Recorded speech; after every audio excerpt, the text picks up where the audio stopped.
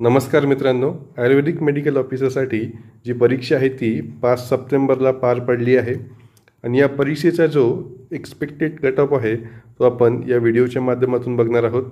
मला भरपूर सारे मेसेज आले आहेत की सर कट ऑफ काय असणार आहे, नेमका कट ऑफ काय लागेल। तर आपण कुठल्याही एक्झामचा एक्झॅक्ट कट ऑफ काय लागेल हे आपण सांगू शकत नाही, परंतु जे पण आपल्याकडे डाटा असते, जे पण आपण ॲनालिसिस करतो त्यावरून आपण एक अंदाज ठरवू शकतो। मी भरपूर लोकांशी बोललो आहे आणि त्यांनी अटेम्प्ट केलेले प्रश्न पण बघितले आहेत, त्यानुसार आपण या एक्झामचा जो एक्सपेक्टेड कट ऑफ आहे आणि सेफ अटेम्प्ट म्हणजेच ज्या अटेम्प्टवरती तुम्ही होप ठेवू शकता की तुमचं यावर सिलेक्शन होऊ शकते, तो पण आपण सेफ अटेम्प्ट या व्हिडिओच्या माध्यमातून समजून घेणार आहोत। आणि एक्सपेक्टेड म्हणजेच जो अंदाजित कट ऑफ आहे तो काय असू शकतो आपण या व्हिडिओच्या माध्यमातून बघणार आहोत। तर आयुर्वेदा, नॅशनल हेल्थ प्रोग्राम आणि GK असे 3 तुम्हाला विषय होते। आयुर्वेदामध्ये तुम्हाला 60 प्रश्न दिलेले होते, नॅशनल हेल्थ प्रोग्राममध्ये तुम्हाला 20 प्रश्न दिलेले होते आणि GK मध्ये तुम्हाला 20 प्रश्न दिलेले होते। एक्झामसाठी एकूण 22,981 अर्ज आलेले होते आणि जे पोस्ट आहेत त्या 283 पोस्ट आहेत। तर यामध्ये आपण जर कॅल्क्युलेट केलं तर एका पोस्टसाठी मिनिमम 81 कॅन्डिडेटनी हे एक्झाम दिलेली आहे, परंतु 22,981 मधून काहीतरी कॅन्डिडेट हे डिस्क्वालिफाय झाले असतील, कुणाचं रजिस्ट्रेशन नसेल किंवा कुणाच्या काही डॉक्युमेंटमध्ये चूक असेल, त्यामुळे आपण गृहीत धरू शकतो की 2,981 कॅन्डिडेट हे डिस्क्वालिफाय झाले असतील आणि यामध्ये काही कॅन्डिडेट हे अब्सेंट पण असतील एक्झाममध्ये। तर टोटल आपल्याला उरलेले 20,000 कॅन्डिडेट आहेत, डिवाइड बाय 283 जरी आपण केलं तरी यामध्ये एकूण 70 कॅन्डिडेटनी एका पोस्टसाठी ही एक्झाम दिली असं आपण समजू शकतो। म्हणजेच यामध्ये एक पोस्टसाठी 70 लोकांनी ही एक्झाम दिली आहे। 1:70चा इथे तुम्हाला रेशिओ दिसणार आहे।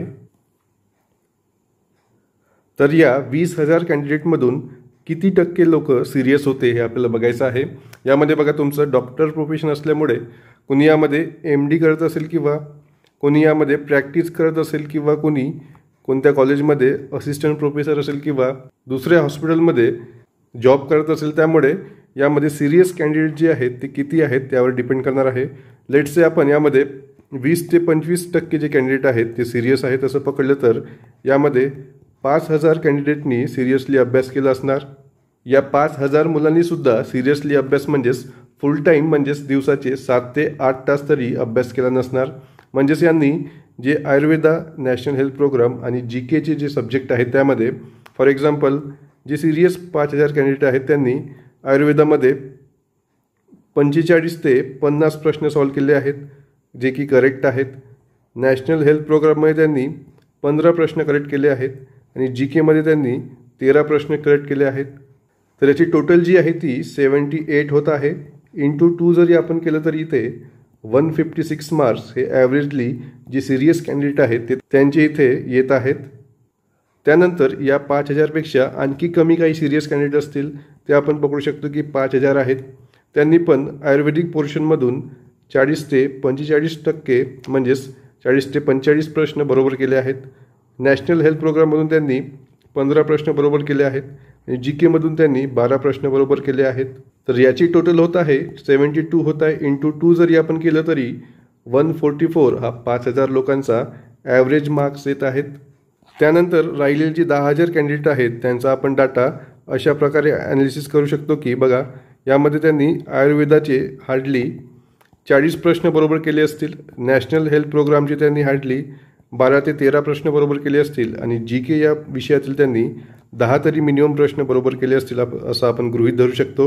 तर टोटल इथे तुमचा 62 होणार आहे, म्हणजेच इथे जो स्कोर आहे तुमचा 124 होणार आहे ॲव्हरेज स्कोर।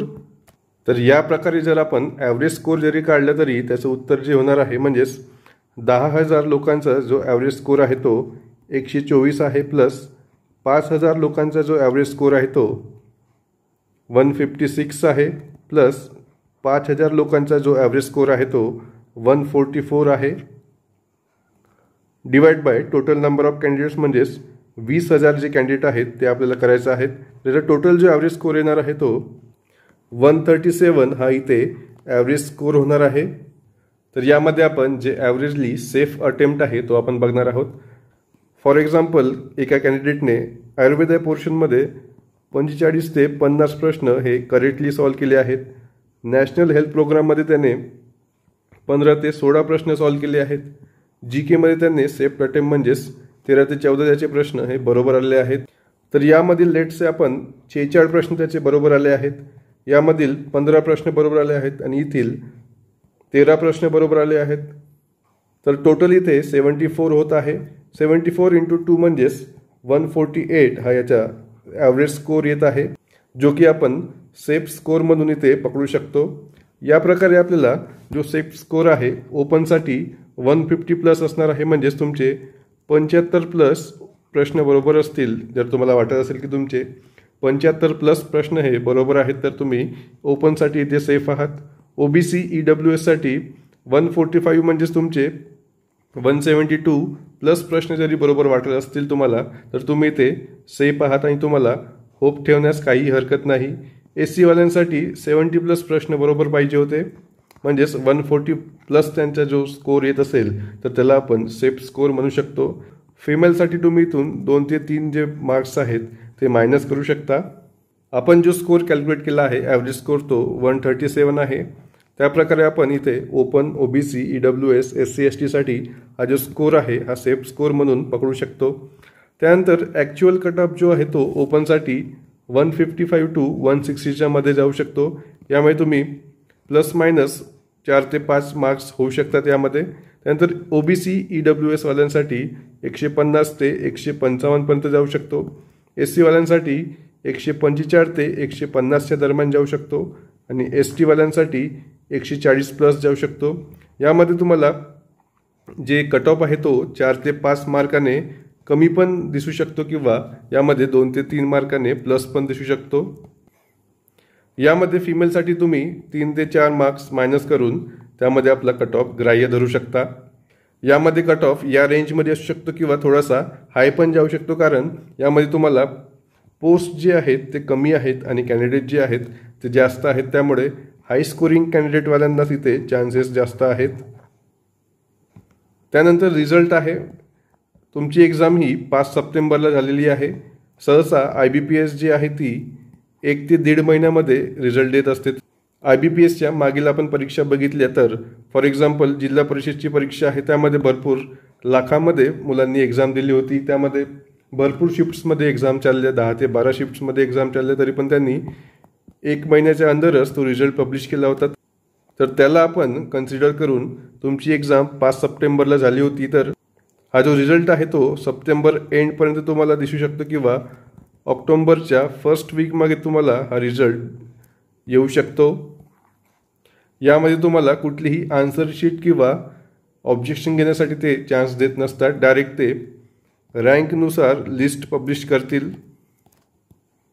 आणि त्यामध्येच तुम्हाला तुमचे मार्क्स बघायला भेटणार आहेत।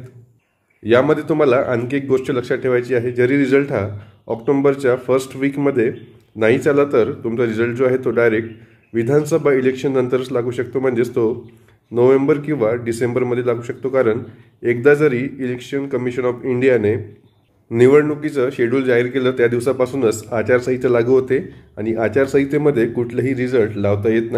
AMO परीक्षेसाठी तुम्हाला जे सिलेक्शन आहे ते 1:3 असू शकते, कारण एका पोस्टसाठी सहसा 3 लोकांची ती निवड करतात, कारण डॉक्युमेंट व्हेरिफिकेशन असेल किंवा वेटिंग लिस्ट असेल इत्यादीसाठी त्यांना 1:3चा हा रेशिओ आहे हा मेंटेन करावा लागतो। म्हणजेच 283 पोस्टसाठी ते 850 लोक हे फायनल मेरिट लिस्टमध्ये येणार आहेत।